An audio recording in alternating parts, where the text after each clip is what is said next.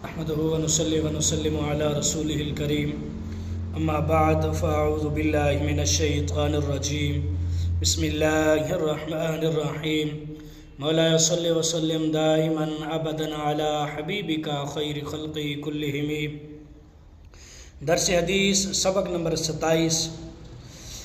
तो हज़रत अबू खुज़ामा रज़ियल्लाहु ताला अन्हु से वो अपने वालिद से रावी हैं, फरमाते हैं कि मैंने अर्ज़ किया या रसूलल्लाह सल्लल्लाहु अलैहि वसल्लम, मुत्तला फरमाइए जो हम मंत्र करते हैं, जो दवाएं और परहेज़ हमारे इस्तेमाल में आती हैं, क्या ये अल्लाह की तकदीर पलट देते हैं?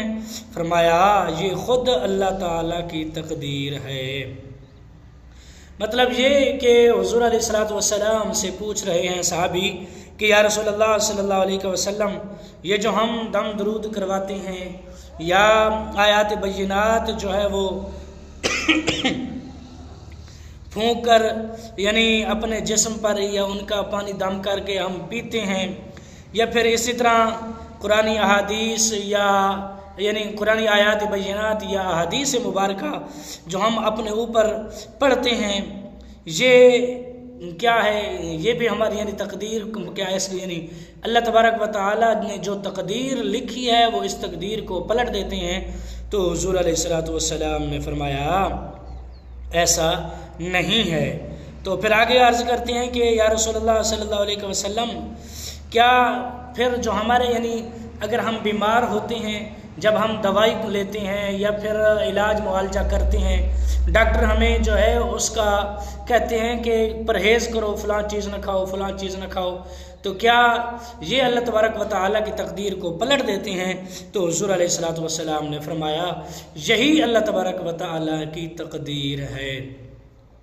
यानी ये तकदीर को पलटते नहीं हैं, बल्कि यही अल्लाह तबारक व तआला ने तकदीर लिखी है जो इंसान के साथ हो रहा होता है। यानी इंसान के साथ ज़िंदगी में जो भी मामलात होते हैं, चाहे वो किसी भी तरह के हों, अच्छे हों या बुरे हों, या फिर वो तवीज़, जादू टोना, या फिर जो भी मामलात हों, या फिर दवाई हो, इलाज मुआलजा हो, या फिर परहेज़ हो, यानी एनीवन दुनिया में ज़िंदगी में इंसान की कोई भी चीज़ आती है काम करने वाली, या जैसे इंसान काम करता है, यानी कोई भी काम, तो वो सब अल्लाह तबारक व तआला की तकदीर है। यानी अल्लाह तबारक व तआला ने ये तकदीर में सब कुछ लिख दिया होता है, तभी इंसान के साथ ये हो रहा होता है। इसी तरह हज़रत अबू हुरैरा रज़ियल्लाहु ताला अन्हु से मरवी फरमाते हैं कि हुज़ूर अलैहिस्सलातु वस्सलाम हमारे पास तशरीफ़ लाए, हालांकि हम मसला तकदीर पर झगड़ रहे थे, तो आप नाराज़ हुए, हत्ता कि चेहरे अनवर सुर्ख हो गया, गोया के रुखसारों में अनार के दाने निचोड़ दिए गए, और फरमाया क्या तुम्हें इसका हुक्म दिया गया है या मैं इसी के साथ तुम्हारी तरफ भेजा गया? तुमसे पहले लोगों ने जब इस मसला में झगड़े किए तो हलाक ही हो गए। मैं तुम पर लाजिम करता हूँ कि इस मसला में ना झगड़ो। यानी हज़रत अबू हुरैरा रज़ियल्लाहु ताला अन्हु फरमाते हैं कि मैं और एक सहाबी हम आपस में एक दूसरे से बात कर रहे थे, बात में आपस में यानी बहस मुबाहिसा झगड़ रहे थे। वो बात क्या थी? वो बात तकदीर की थी। यानी तकदीर में जो कुछ अल्लाह तबारक व तआला ने लिख दिया है वो होकर होना है। इसी हवाले से दो सहाबा किराम आपस में बातें कर रहे थे, तो ऊपर हुज़ूर अलैहिस्सलातु वस्सलाम आ गए, तो फरमाते हैं कि आप यानी हुज़ूर अलैहिस्सलातु वस्सलाम हमसे नाराज़ हो गए और आपका चेहरा अनवर सुर्ख हो गया, गोया कि आपके गालों पर अनार के दाने किसी ने निचोड़ दिए हों। यानी आपका चेहरा अनवर इतना लाल हो गया, गोया कि अनार के दाने किसी ने आपके चेहरे अनवर पर निचोड़ दिए गए हों। तो हुज़ूर अलैहिस्सलातु वस्सलाम ने फिर आगे फरमाया कि मैं तुम्हें इसका हुक्म देता हूँ, यानी मैं तुम्हें इसका फरमाया क्या तुम्हें इसका हुक्म दिया गया है, इसके साथ तुम्हारी तरफ भेजा गया? यानी हुज़ूर अलैहिस्सलातु वस्सलाम ने फरमाया क्या मुझे इसी बात का हुक्म दिया गया है या मैं तुम्हारी तरफ इसी तरह भेजा गया हूँ?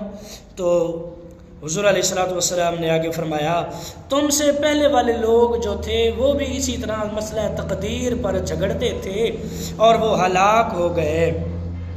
यानी यहाँ से ये मालूम हो गया कि तकदीर एक ऐसा मामला है, एक ऐसा पेचीदा मसला है जिसको हर किसी को इस पर बात करने की इजाज़त नहीं है। यानी कोई भी इस पर बात नहीं कर सकता जब तक कि उसे इल्म ना हो जाए, नॉलेज ना हो जाए, वो इस मामले में बात करने से गुरेज करे तो ही बेहतर है।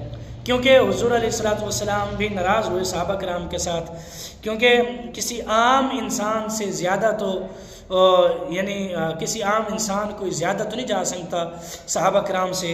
यानी अबू हुरैरा रज़ियल्लाहु ताला अन्हु से और एक सहाबी जो थे आपस में झगड़ रहे थे मसला तकदीर के बारे में, तो हुजूर अलैहिस्सलातु वस्सलाम ने उनको भी मना फरमा दिया कि मसला तकदीर के बारे में ना झगड़ो जब तक कि तुम्हें इल्म ना हो जाए। यानी बग़ैर किसी मतलब के, बग़ैर किसी काम के इस बात पर, यानी इस मसला पर बात नहीं करनी चाहिए, यानी तकदीर पर। हाँ, अगर कोई ज़रूरी मसला आ जाए, कोई ज़रूरी बात आ जाए, जैसे कि ये बाब चल रहा है तकदीर का, जो कुछ लिखा गया है मैं वही बता रहा हूँ, ना कि मैं कोई अपनी तरफ से कुछ कह रहा हूँ। तो आगे हुजूर अलैहिस्सलातु वस्सलाम ने फरमाया कि मैं तुम पर लाजिम करता हूँ कि इस मसला में ना झगड़ो। यानी हुजूर अलैहिस्सलातु वस्सलाम ने 2 मरतबा फरमाया कि मैं तुम पर ये लाजिम करता हूँ कि मसला तकदीर में तुम आपस में ना झगड़ो। यानी मसला तकदीर के बारे में हुजूर अलैहिस्सलातु वस्सलाम ने मना फरमा दिया। तो इसी तरह तीसरी रिवायत हज़रत अबू मूसा अशअरी रज़ियल्लाहु ताला अन्हु से मरवी है, फरमाते हैं कि हुजूर अलैहिस्सलातु वस्सलाम को फरमाते हुए सुना कि अल्लाह ताला ने आदम अलैहिस्सलाम को एक मुट्ठी से पैदा किया जो तमाम रुए ज़मीन से ली गई, लिहाजा औलाद आदम ज़मीन के अंदाज़े पर आई। इनमें सुर्ख, सफ़ेद और काले और दरमियाने और नरम और सख्त, पलीद और पाक हैं। इसे अहमद और तिरमिज़ी और अबू दाऊद ने रिवायत किया। यानी हज़रत अबू मूसा अशअरी रज़ियल्लाहु ताला अन्हु फरमाते हैं कि हुजूर अलैहिस्सलातु वस्सलाम को ये फरमाते हुए सुना गया कि हुजूर अलैहिस्सलातु वस्सलाम ने फरमाया कि अल्लाह तबारक व तआला ने हज़रत आदम अलैहिस्सलाम को एक मुट्ठी से पैदा किया जो तमाम रुए ज़मीन से ली गई। यानी इस तरह के हज़रत इस्राईल अलैहिस्सलाम ने हर किस्म की ज़मीन से थोड़ी थोड़ी मिट्टी हासिल की और उसको हर किस्म के पानी में वापस करें, यानी पानी में गूंदा। जबकि हज़रत इस्राईल अलैहिस्सलाम ने ये मिट्टी उठाई, जहाँ से यानी ये मिट्टी उठाई थी उसके लिए जान निकालने का काम भी इन्हीं के सपुर्द किया गया। यानी ज़मीन से मिट्टी निकाली हज़रत इस्राईल अलैहिस्सलाम ने, और इसी वजह से भी इंसानों की जान निकालने का ज़िम्मा भी हज़रत इस्राईल अलैहिस्सलाम को दिया गया, ताकि जिसने ये मिट्टी जिस ज़मीन से उठाई, जिस की अमानत समझ के उठाई, वही अमानत वही वापस करेगा। यानी हज़रत इस्राईल अलैहिस्सलाम ने उठाई और हज़रत इस्राईल अलैहिस्सलाम के थ्रू ही ये मिट्टी इंसान की वापस मिट्टी में ही दफन होगी। तो हुजूर अलैहिस्सलातु वस्सलाम ने फरमाया, लिहाजा औलाद आदम ज़मीन के अंदाज़े पर आई। इनमें सुर्ख, सफ़ेद, काले, दरमियाने, नरम, सख्त, पलीद, पाक, यानी इनमें सफ़ेद भी लोग हैं, काले भी लोग हैं, सुर्ख भी लोग हैं और दरमियाने भी यानी सांवली रंगत वाले भी लोग हैं। यानी मिट्टी जो है जगह जगह से जो मिट्टी उठाई गई थी, यानी किसी जगह से यानी किसी एक जगह से मिट्टी किसी तरह की थी, दूसरी जगह से मिट्टी किसी और तरह की थी, तीसरी जगह से मिट्टी किसी और तरह की थी।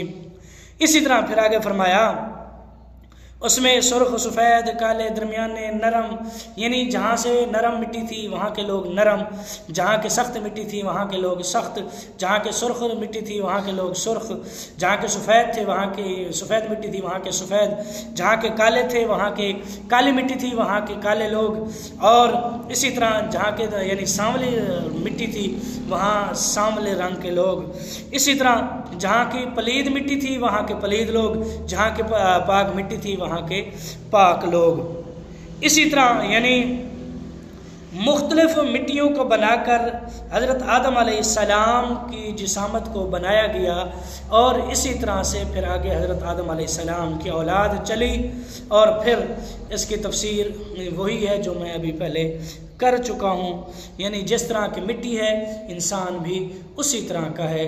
तो आज के लिए सिर्फ इतना ही। दुआ है कि अल्लाह तबारक व तआला मेरे चंद कलिमात अपनी बारगाह में कबूल और मंजूर फरमाए। जो नए हैं मेरे चैनल पर वो चैनल करें सब्सक्राइब, वीडियो को लाइक और शेयर ज़रूर करें। सब्सक्राइब करने के बाद अपने दोस्तों के साथ सदका जारिया समझ कर शेयर ज़रूर किया करें। तो आज के लिए सिर्फ इतना ही। मिलते हैं कल की नई वीडियो में। दुआओं में याद रखना। कल तक के लिए अल्लाह हाफिज़।